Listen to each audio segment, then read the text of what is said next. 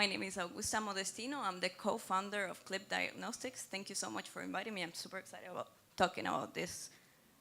So we're designing a point-of-care device that is capable of measuring the clotting activity of patients at almost real time, so giving clinicians the critical information that they need to make these decisions fast. We're doing this because nowadays, for critical conditions, doctors are actually making decisions based on clinical symptoms and not really on diagnostic tests. And this is because the diagnostic tests are vague and take a lot of time. So we in CLIP are trying to actually bridge this situation, and we're bringing this portable device that can give rapid, comprehensive information to clinicians and help them make these critical clinical decisions in a fast manner.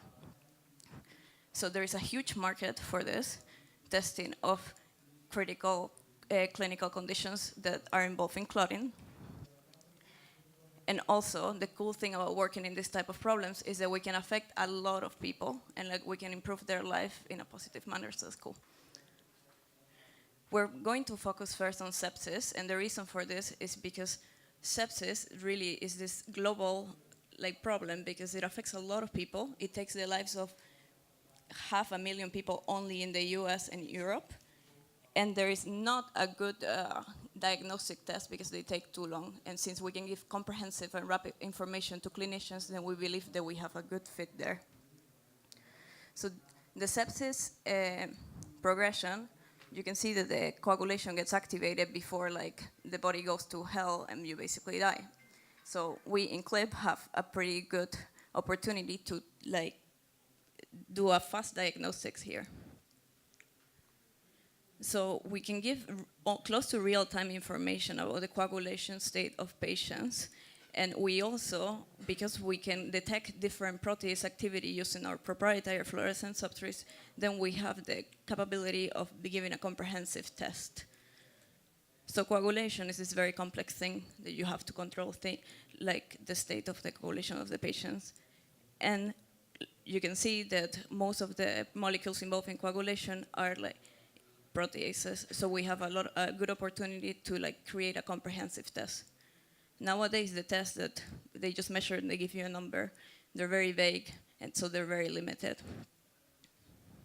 For sepsis detection, actually, the current tests, you can see that they take either a lot of time or they're give you only a number, and so they're fairly limited.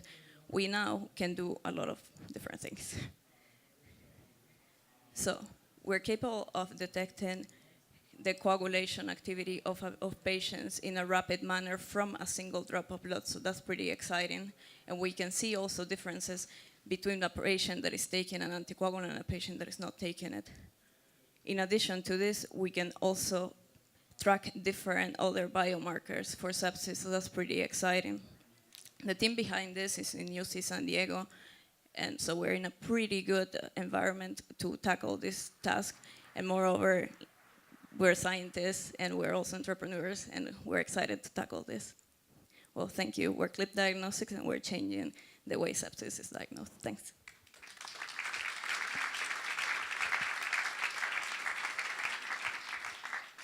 Thank you very much for your presentation.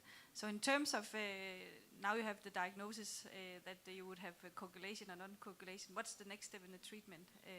I know sepsis is a quite rapid process. Yeah, that's actually why we think that we have a pretty good opportunity here.